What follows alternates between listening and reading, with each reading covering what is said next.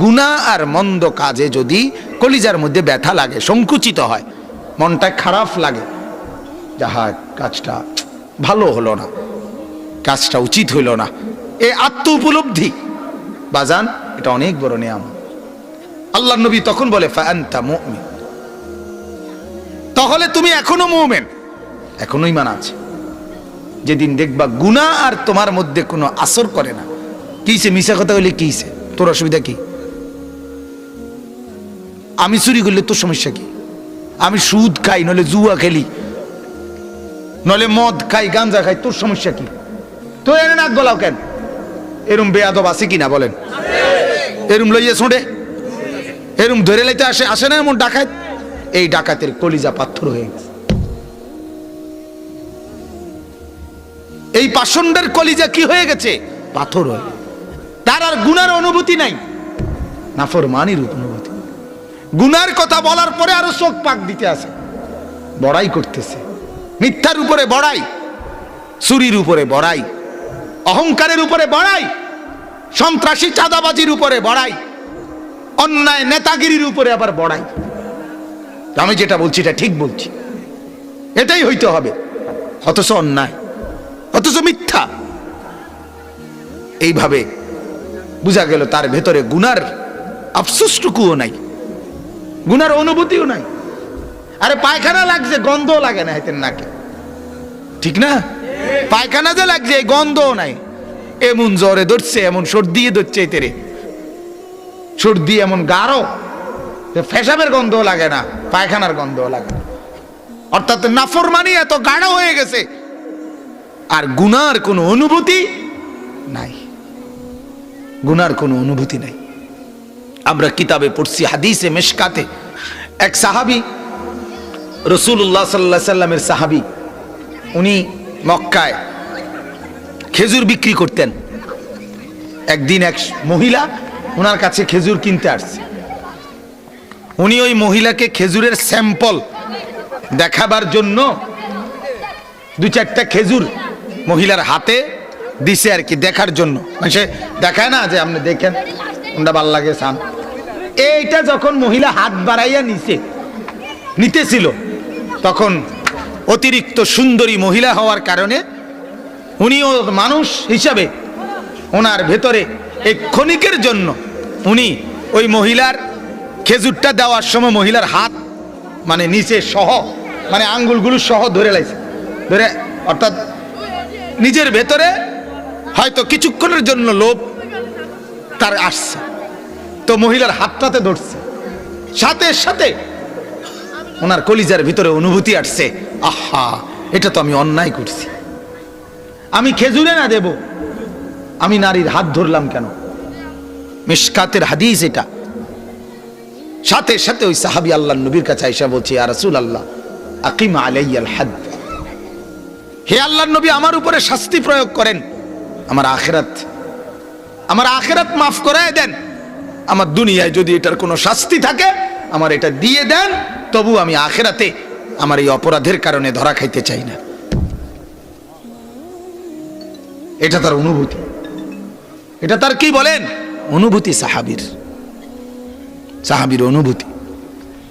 হাদিসের মধ্যে আছে, হযরতে মাইজ ইবনে মালিক নামে একজন সাহাবী জিনা করছে, আল্লাহর নবীর কাছে এসে বলছে, ইয়া রাসূলুল্লাহ কাদ জানাইতু, আমি জিনা করে ফেলছি। আল্লাহর নবী ফালতাফাতা, অন্যদিকে চেহারা ফিরাই নিছেন। আবার তিনি বললেন ওইদিকে ফিরে গিয়ে, ইয়া রাসূলুল্লাহ আমি জিনা করেছি। নবীজি আবার চেহারা আরেক দিকে ফিরাই নিলেন।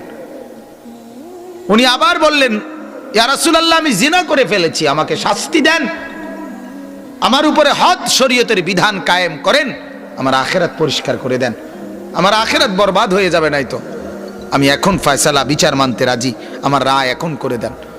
আল্লাহর নবী সাল্লাল্লাহু আলাইহি সাল্লাম তিনবারের পরে সাহাবীদেরকে বললেন, খোঁজ নাও সত্যি কিনা। খোঁজ নিয়ে দেখছে সত্যি ঘটনা। আল্লাহর নবী সাল্লাল্লাহু আলাইহি সাল্লাম বলছেন, গর্ত খনন করো।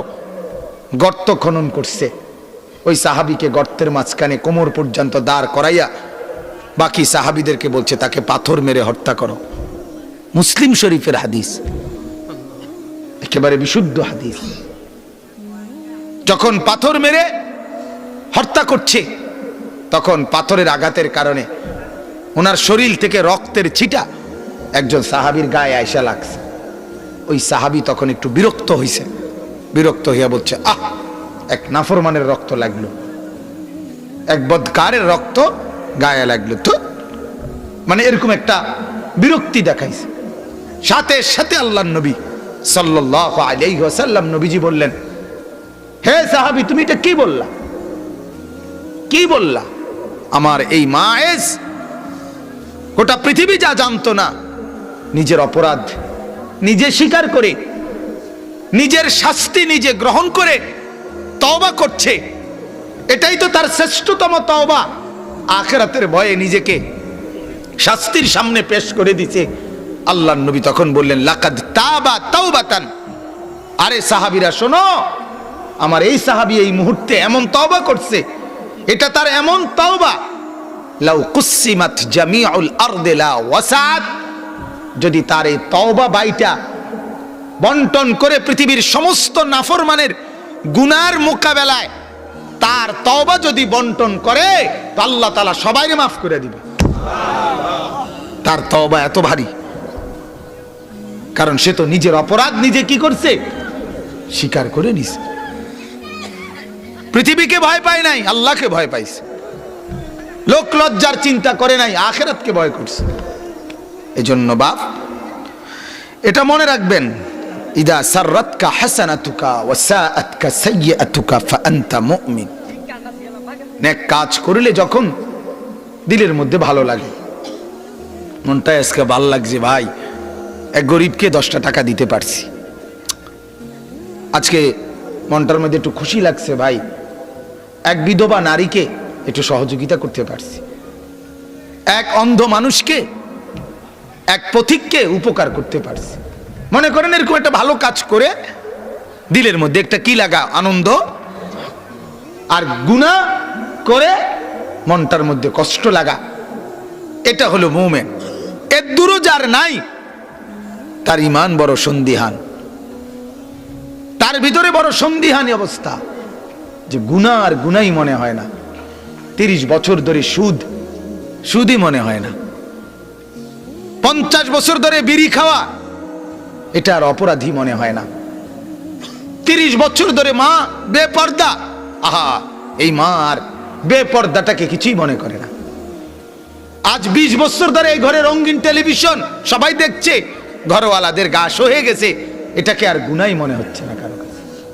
এটা মার কাছেও মনে হচ্ছে না, ছেলে নাতি কারো কাছে গুনাহই মনে হইতেছে না, একবারে স্বাভাবিক। বাহ, মানে নুডলস খাইতে খাইতে টেলিভিশন দেখতেছে, চা খেতে খেতে নাচ দেখতেছে, নাস্তা করতে করতে বিস্কিট খাইতে খাইতে আয়েশি ভাবে সোফার মধ্যে ভাবে পাও দিয়া, একবারে ঠ্যাঙ্গের উপরে ঠ্যাং দিয়া আরামসে চা খাইতেছে আর টেলিভিশন দেখতে, মানে গুনাহকে উপভোগ করছে। কথা বুঝেন নাই? নাফরমানিটারে কি করতেছে, আহা, আনন্দ করছে। এই কলিজা কেমন কলিজা, এই দিল কেমন পাথর দিল, এই দিল কেমন অহংকারী দিল। বাতারুল হক, নবী বলছে আল্লাহ এবং তার রসুলের কোন হক বিধান, এটাই হচ্ছে অহংকারের প্রথম পরিচয়। সে মুতাকাব্বির, অহংকারী। আর আল্লাহর নবী বলেন, আলাইসা ফি জাহান্নামা মাসওয়াল লিল মুতাকাব্বিরিন। আল্লাহ বলে জাহান্নাম হলো অহংকারীর ঠিকানা। আল্লাহ পাক হাদিসে কুদসিতে বলে, অহংকার আমার চাদর, আল কিবরিয়াউ রিদাই, অহংকার আমার চাদর, আমার শরীরের অংশ, আমার চাদর এটা। যেই অহংকার করে আল্লাহ তাআলা বলে সে যেন আমার চাদর ধরে টান দেয়, আর আমার গায়ে হাত দেওয়ার কারণে কাসামতুহু, আমি তাকে খপ করে ধরে ফেলি, জাহান্নামে ফেলে দিই। দোস্ত, ঘুরে ফিরে তো একই কথা বলতেছি, যে আমার এটাই বলার উদ্দেশ্য, প্রতিদিনকার জন্য বারবার আপনাদের কাছে একই কথা ঘুরে ফিরে বারবার আসা হয়। আমি এটা পরোয়া করি না, যখন যে যেভাবে মিলাইতে পারে, মিলাইতে পারলেই হইছে। আল্লাহর কথা বলতে পারলেই হয়েছে। পরিচিত লোক বারবার বলা, কিন্তু বারবার বলার একটাই কথা যে আমরা আমাদের নিজের জিন্দগির হিসাব করা, নিজের জীবনের হিসাব করা, প্রত্যেকের দিলকে ইস্তাফতি কালবাক। ভাইয়া এটা নবীর হাদিস, চাচা এটা আল্লাহর রসুলের হাদিস। নবী বলছে ইস্তাফতি কালবাক, হে উম্মত তোমার কলবকে তুমি ফতুয়া জিজ্ঞেস করো, তোমার দিলকে তুমি বলো, দিলকে প্রশ্ন করো চোখটা বন্ধ করে। এই মুহূর্তে মরলে তোমার আমলনামা, তোমার জিন্দগির পুঁজি যা, এতে জান্নাতে যাবা না জাহান্নামে যাইতে পারো, কোথায় যাবা এটা এখন ভাবো, এখন ভাবো, এখন ভাবো। ইব্রাহিম ইবনে আদহাম এক বড় বুজুর্গ ছিলেন, যিনি বলখের বাদশাহী ছেড়ে দিয়েছেন, রাজত্ব ছেড়ে দিয়ে জঙ্গলে চলে গেছেন। ওনারে জিজ্ঞাসা করছিল ইব্রাহিম ইবনে আদহাম কেন রাজত্ব ছেড়ে দিলেন? বলছে আমি শুনছি আল্লাহ তাআলা মায়ের পেটে থাকতেই এক ফেরেশতা দিয়ে লেখায় দিছে এই লোকটা সৌভাগ্যবান নাকি দুর্ভাগা। আমি তো জানি না আমি কি সৌভাগ্যবান না দুর্ভাগা, এই টেনশন আমারে অস্থির করে দিছে। 2 নাম্বার, ইব্রাহিম ইবনে আদহাম বলে আমি দুনিয়াতে এসে শুনছি যে এই নেক আমলের বিনিময়ে একদল জান্নাতি হবে, একদল জাহান্নামী হবে। আমি তো জানি না আমি কোন দলে যাব, এই টেনশন আমারে অস্থির বানায় দিছে। আমি শুনছি কবরে গেলে মুনকার নাকির প্রশ্ন করবে 3টা প্রশ্ন, কেউ জবাব দিতে পারবে, কেউ জবাব দিতে পারবে না। আমি জবাব দিতে পারবো কিনা এই টেনশন আমারে অস্থির বানায় দিছে। কবরের চিন্তা আমারে আর রাজত্বে থাকতে দিল না রে, হাসরের ময়দানের চিন্তা আমারে আর বাদশাহী করতে দিল না। আমি আমার আখিরাত নিয়ে পেরেশান, আমি আমার পরকাল নিয়ে পেরেশান। এজন্য বাপ, আপনারা বারবার যারা বয়ান শুনতে আসছেন আপনারা ভাগ্যবান, আপনারা ভালো মানুষ। যুবক তোমরা ভালো মানুষ, বাবারা আপনারা ভালো মানুষ। এজন্যই আপনাদেরকে আল্লাহ সুযোগ দিছে। আল্লাহ চায়, এটা বিশ্বাস করেন, যারে আল্লাহ কোরআন শোনার মজলিসে আনছে আল্লাহ যেন চায় বান্দা আমি তোরে জান্নাত দিতে চাই রে, এই জন্য বয়াইলাম রে, তুই মিস করিস না। দেখ তোরে আমি ভালোবাসা আনছি রে, তুই আমার এই আবদার ফিরাই দিস না, আমার এই সুযোগ ফিরাই দিস না বান্দা। এজন্য বাপ আসার পরে এই সুযোগ ফেলে দিয়েন না। আল্লাহর কথা এভাবে স্পষ্ট মাইকের হরণে, এইভাবে 10টা মাইক লাগানো অবস্থায় এত এত উচ্চ আওয়াজে আল্লাহর কথা কানে পৌঁছবার পর এত বড় আওয়াজ মালিকের, এই আওয়াজ এভাবে প্রত্যাখ্যান করেন না, প্রত্যাখ্যান করেন। ভাবনা নিয়ে যান, কলিজার মধ্যে এই ফিকির নিয়ে যান। কেন চলবে আপনার ঘরে টেলিভিশন? কেন থাকবে আপনার ঘরে বেনামাজি সন্তান? কেন থাকবে আপনার ঘরে বেপর্দা স্ত্রী? কেন থাকবে আপনার ঘরে বেপর্দা মেয়ে? এই ফিকির নিয়ে উঠেন। আল্লাহর কসম, একটা ফিকির নিয়ে উঠলে, কলিজার মধ্যে ব্যথা নিয়ে উঠলে আল্লাহ আপনার জন্য কোনো না কোনো সুরত বাইর করে দিবে। বেপরোয়া ভাইবেন না নিজেদেরকে, আমি কি তা করুম, আমার আর কি করার আছে, আমি আর কি করতে পারবো, আমি কইলে কি লাভ হইব। আপনি আগেই তো সমস্ত নেগেটিভ চিন্তা করে ফেললেন, কথা বোঝেন। এবারে আপনি তো ফয়সালা নিয়ে নিলেন, আপনার দিয়ে আর কিছু হইতো না। এই ফয়সালাটা করার অধিকার আপনারে কে দিল? আল্লাহ তাআলা কোরআনুল কারীমের মধ্যে বলছে যে কাফের, যে বেঈমান, সে আমার রহমত থেকে নিরাশ হয়। এটা কোরআনের আয়াত। ওয়া মান ইয়াকনাতু মির রাহমাতি রাব্বিহি ইল্লা দাল্লুন। আল্লাহ বলে বান্দা তুই আগা বেটা, আমি 90 বছরের গুনাহ একত্রে মাফ করে দেবো, তুই আইবি না। কথা বোঝেন নাই? আমি থাকতে তোর অসুবিধা কে? আমি গোটা জগৎকে বলবো না, আমি একাই তোকে মাফ করে দেবো। গাফারতু লাকা ওয়ালা উবালি, আরে কোনো পরোয়া নাই আমার, আমি মাফ করে দেব। আসমান ছুঁয়ে গেলে গুনাহ, লাউ বালাগাত যুনুবুকা আনানাস সামা, তোর গুনাহ যদি বান্দা আকাশ ছুঁয়ে যায়, আকাশ। হাদিসে কুদসি আল্লাহ বলে সুম্মাস্তাগফারতানি, বান্দা আমার কাছে আসিস, চোখের পানি ফেলে দিস, আমারে বলিস একবার, আমি সব মাফ করে দেব। তাহলে আপনি নিরাশ হন কেন? আপনি নিরাশ হবেন কেন? এ কি জানতেন মালিক? এই মালিক কি সাধারণ কোনো মালিক যে ফিরাই দিবে? আর একবার ফিরাই দিলে আর বলা যাবে না, 10 বার ফিরাই দিলে আর বলা যাবে না? না না না না, বুজুর্গানে দিনদের কথা আমরা শুনছি, বহু আল্লাহর ওলি বুজুর্গরা বলতো, ফার্সিতে আমার শের মনে নাই, এই কথার বাংলা অর্থ হলো এই, আল্লাহর ওলিরা দোয়ার মধ্যে বলতো, আল্লাহ আমি বান্দা, তুমি মাওলা, রহমতের দরজা তোমার, আর আমি বান্দার দায়িত্ব তোমার দরজায় খটখট করা, খুলবা না না খুলবা সেটা তো তোমার ইচ্ছা, তোমার ইখতিয়ারের উপরে আমার তো কোনো অধিকার নাই, কিন্তু আমার স্বাধীনতার উপরে আমার তো ইখতিয়ার আছে, মানে আমার ক্ষমতার উপরে তো আমার অধিকার আছে, কাজে দরজা খটখটাইতে আমার তো কোনো বাধা নাই, কাজে আমি খটখট করতেই থাকবো, তোমার যেদিন মন কয় সেদিন খুললো তুমি। খটখটানো আমার দায়িত্ব, তোমার রহমতের দুয়ার খোলা তোমার দায়িত্ব, আমার খটখটানি আমি দিতেই থাকি, আমার দস্তখত আমি করতেই থাকি, আমার আহাজারি আমি করতেই থাকি, তোমার যেদিন ভাল লাগে তুমি মাফ কইরো।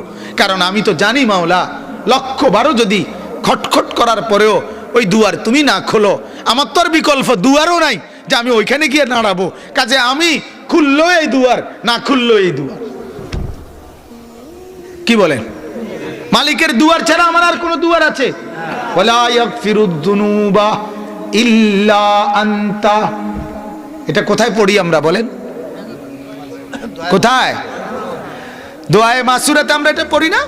হ্যাঁ, আল্লাহুম্মা ইন্নী যালামতু নাফসি যুলমান কাসীরা, আল্লাহ আমি অনেক বড় গুনাহগার, গুনাহ আমার অনেক বেশি মাওলা, অনেক বেশি, কিন্তু মাওলা আমি এটাও জানি আপনি ছাড়া আমার মাফ করার কেউ নাই। বেশি হলেও আপনি মাফ করবেন, কম হলেও আপনি মাফ করবেন। ওয়ালা ইয়াগফিরুয যুনুবা ইল্লা আনতা, আপনি ছাড়া মাফ করার কেউ নাই মাওলা। ফাগফিরলি মাগফিরাতাম মিন ইনদিক, তাইলে আপনি মাওলা আমাকে আমার সমস্ত গুনাহ মাফ করে দেন। ওয়ারহামনি, আপনি একটু রহম দয়া আমাকে করেন। সুবহানাল্লাহ। হযরতে নূহ আলাইহিস সালাম, আল্লাহর নবী নূহ ওনার কওমকে ডাক দিয়ে বলেছিলেন, আনি ইবুদুল্লাহ ওয়াত্তাকুহু ওয়া আতিউন, ও আমার কওম আল্লাহর বন্দেগী করো, আল্লাহকে ভয় করো, আর আমার কথাগুলো মেনে নাও। ইয়াগফির লাকুম মিন যুনুবিকুম, আল্লাহ তাইলে তোমাদের গুনাহ মাফ করে দিবেন। আল্লাহর নবীকে বলছেন, বন্ধু আপনি বন্ধু বলে দেন, ফাত্তাবিউনি ইউহিব্বুকুমুল্লাহ ওয়া ইয়াগফির লাকুম যুনুবাকুম। আল্লাহ বলে, বন্ধু আপনি বলে দেন, ও দুনিয়ার মানুষ, আমি মুহাম্মদের নীতি, আমি মুহাম্মদের সুন্নাতগুলো মেনে নাও, অনুসরণ করো, তাইলে আল্লাহ তোমাকে ভালোবাসবেন এবং তোমার জিন্দেগির গুনাহগুলো মাফ করে দিবেন। তাহলে কত জায়গায় কতভাবে আল্লাহ বলছে। আরেক আয়াতে বলছে, ও নবী গুনাহ করার পরে আমার বান্দারা যদি দৌড়াইয়া আপনার কাছে আসে, আপনার রওজার সামনেও আসে, আর চোখের পানি ফেলে আপনারে যদি আগে বলে, ও নবী আপনি কদ্দুর কন্যা আল্লাহ রে, আল্লাহ জানে মাফ করে দেয়। আর আপনি যদি আমারে বলেন, আমি ওয়াদা দিলাম আপনি বলতে দেরি, আমি মাফ করতে দেরি করব না। হ্যাঁ, ইদি জাউকা, যখন আপনার কাছে আসবে এবং গুনাহ মাফ চাইবে, আর আপনিও বলবেন আমি মাফ করে দেব। কত সূরতে আল্লাহ তাআলা বলছেন। এজন্য আমার বাপ, এটা আমার প্রথম সিদ্ধান্তের কথা, আল্লাহ তাআলার দয়ায়, আল্লাহ তাআলার রহমতে আল্লাহর পছন্দে, আল্লাহর মায়ায় আমরা এখানে হাজির হইতে পারছি, ঠিক কি না বলেন? এটাই ছিল কথাটা, যে এটাই যে বসতে পারলাম এটা আল্লাহর দেওয়া তৌফিক। আর এটা যেন আল্লাহ চাইছে, যা তোরে আমি জোর করে বসাইছি বান্দা, তোরে জান্নাত দিতে চাই, দেখোস না এনে বইয়া নেক আমলের একটু সংকল্প কর, গুনাহ ছাড়ার একটু হিম্মত কর, আমার জান্নাত আমি তোরে বুঝাই দেব। আল্লাহ আমাদেরকে বুঝার তৌফিক দান করেন। আল্লাহ আমাদের কলিজার মধ্যে আখিরাত মহব্বত দান করেন। আখিরাত ভুলে যায়েন না বাজান। দুনিয়া যত দিন যাচ্ছে বাজান, দুনিয়া পেরেশান হয়ে যাইতেছে। দুনিয়া সাজানো কষ্ট করে হয়ে যাবে সামনে। দুনিয়া একেবারে পেরেশানি ফলায় রাখছে। এই করোনা, এই ওমিক্রন, এই এক ফয়সালা, এই আরেক ফয়সালা, এক একজন এক এক কথা, কোন কথার অর্থাৎ দুনিয়া সাজানো কষ্টকর।